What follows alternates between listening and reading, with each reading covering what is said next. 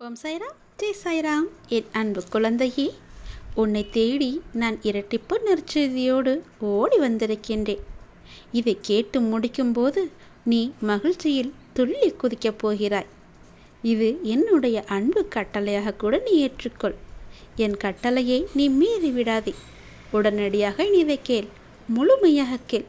இரட்டிப்பு நற்செய்தி உனக்காக வந்திருக்கின்றது.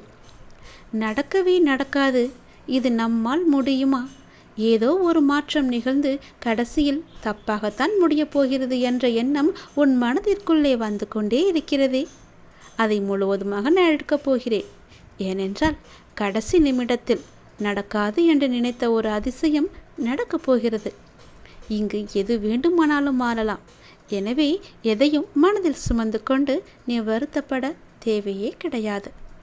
நான் உன்னோடு இருக்கும் வரை உனக்கு எதிராக இருப்பவர்கள் என்னத்தான் எவ்வளவு தான் ஆட்டமாடி உன்னை ஆட்டம் காண வைத்தாலும் இறுதியில் நான் ஆடும் ஆட்டத்திலிருந்து யாராலும் தப்பிக்க முடியாது. கவலையே படாதே. கடைசி நொடியில் ஒரு மாற்றம் நிகழ்ந்தே தீரும். அதிசயம் நடந்தே தீரும். நீ என்னுடைய பிள்ளை. அனைத்தும் மாறும் உனக்கு நல்லபடியாகவே. எதற்காகவுமே நீ கவலைப்பட்டு கொண்டிருக்கக்கூடாது. உன்னுடைய வாழ்க்கையை சந்தோஷமாக மாற்றி உன்னுடைய வாழ்க்கை பயணத்தை உன்னிடம் நான் ஒப்படைக்கப் போகின்றேன். தொடர்ந்து நடந்து படிப்படியாக முன்னேறும் காலம் வந்து கொண்டே இருக்கிறது. உன்னுடைய வாழ்க்கையில் முன்னேற்றம் தொடர்ந்து விட்டது.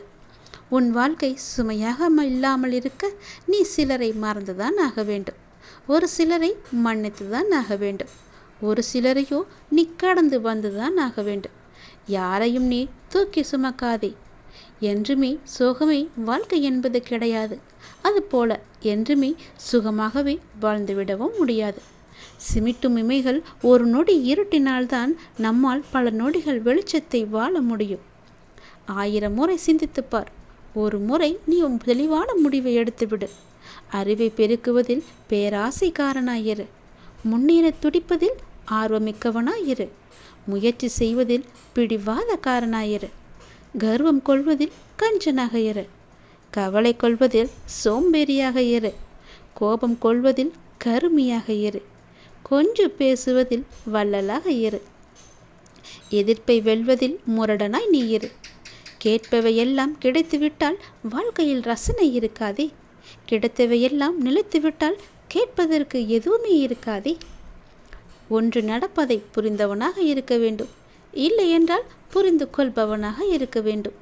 இந்த இரண்டில் ஒன்றும் இல்லாதவன் வாழ்வில் வெற்றி பெறுவது மிகவும் கடினம். நீ எந்த வகையில் இருக்கிறாய் என்று நீயே யோசித்துக்கொள். என் வார்த்தைகள் மீது நம்பிக்கை வைத்து நீ செயல்பட்டு பார். அப்பா சொல்வதையெல்லாம் உனக்கான தேவ வாக்காக எடுத்துக்கொள். உன் வாழ்க்கையில் மிக அழகான பொற்காலம் வந்து கொண்டிருக்கிறது. 1000 காகம் சூழ்ந்த இடத்தில் ஒரு கல் எரிய அத்தனையும் பறக்கும். அதுபோல உள்ள முருகி என்னுடைய பெயரை ஒரே ஒரு முறை கூப்பிடு. அத்தனை பாவமும் மறைந்து போகும். அப்பா உனக்காக நான் எல்லாவற்றையுமே செய்து தருகிறேன். உன் வாழ்க்கை மிகவும் வேகமெடுக்கப் போகிறது. நல்ல முறையில் முன்னேற்றம் அடையப் போகிறது. சந்தோஷமாகவே நீ வாழப் போகின்றாய்.